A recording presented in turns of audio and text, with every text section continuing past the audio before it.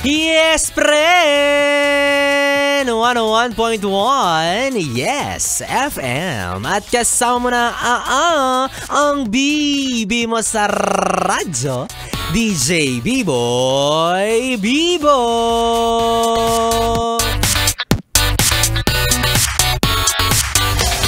Yes, friend! Tama ang kalendaryo mo. Agosto na. Ayan, di ba? Unang araw ng panibagong buwan. Buwan ng Agosto. Ang tanong, Agosto mo pa rin ba siya?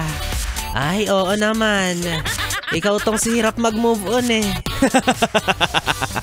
Mag-move on ka na. Ikaw naman, ilang buwan na at ilang taon na yung lumipas. B-Boy, madaling sabihin na mag-move on ka na. Eh, mahal ko pa nga. Eh, di go. Buhay mo yan eh. Tinutulungan lang naman kita. Ito naman, masyado ka namang galit, masyado mo namang minamasama yung pagsabi ko sa'yo na mag-move on ka na kasi hindi na ikaw yung mahal, hindi na ikaw yung gusto at ikaw dapat humarap ka rin na ng iba. Masama ba yun? Ha? Minamasama mo ko? Tinutulungan lang kitang madiligan ulit, Char.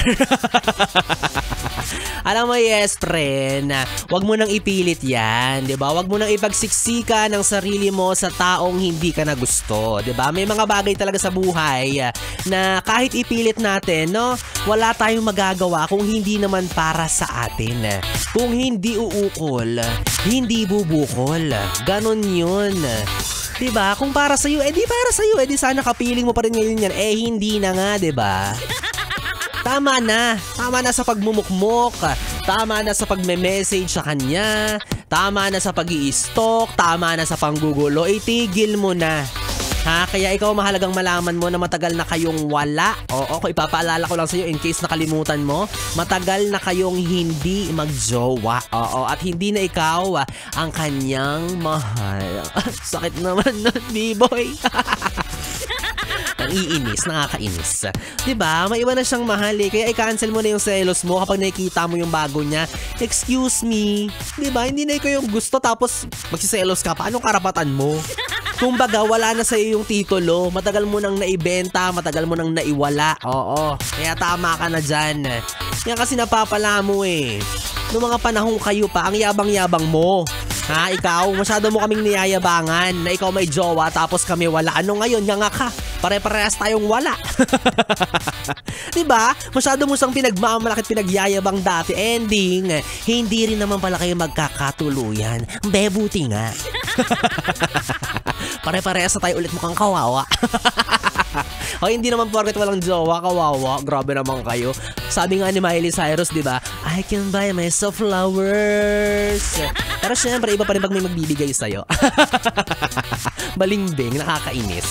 At yes, friend, ikaw, palayain mo na yun, Palayain mo na yung nararamdaman mo para sa kanya. Lahat-lahat ng meron ka sa kanya or sa taong dati mong nakapiling, dati mong naging kasintahan. Wala na, pakawalan mo na lahat ng yan. Palayain mo na. At syempre, mahalaga rin na patawarin mo rin siya, diba? Kung hindi ikaw ang pinili niya hanggang sa dulo. Kasi mas masarap sa pakiramdam yung nagpapatawad. Yan, diba? Tandaan mo yan, masarap sa pakiramdam ang magpatawad. Pero syempre, mas masarap kung makakaganti ka muna. Napaka bad influence talaga ni B-Boy.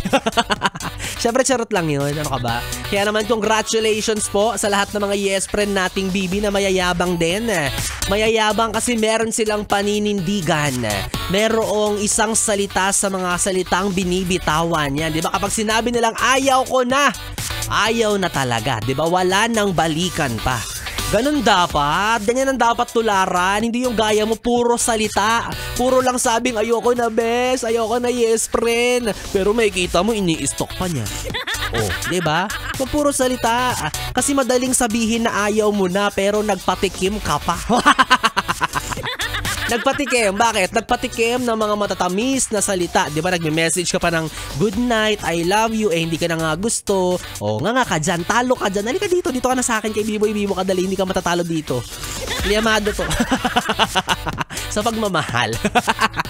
Kakainis ka naman. Well, anyways, yes friend kong BB, Ako na nga ang iyong kapiling, ang bibi mo sa radyo, DJ B-Boy Bibo, ang DJ na single, ready to mingle. Basta, walang label na pwede mong makatabi hanggang mamayang alas 12 para sa ating BB Time. Dito pa rin at dito ka lang sa istasyong No Problem, ang 101.1 Yes FM.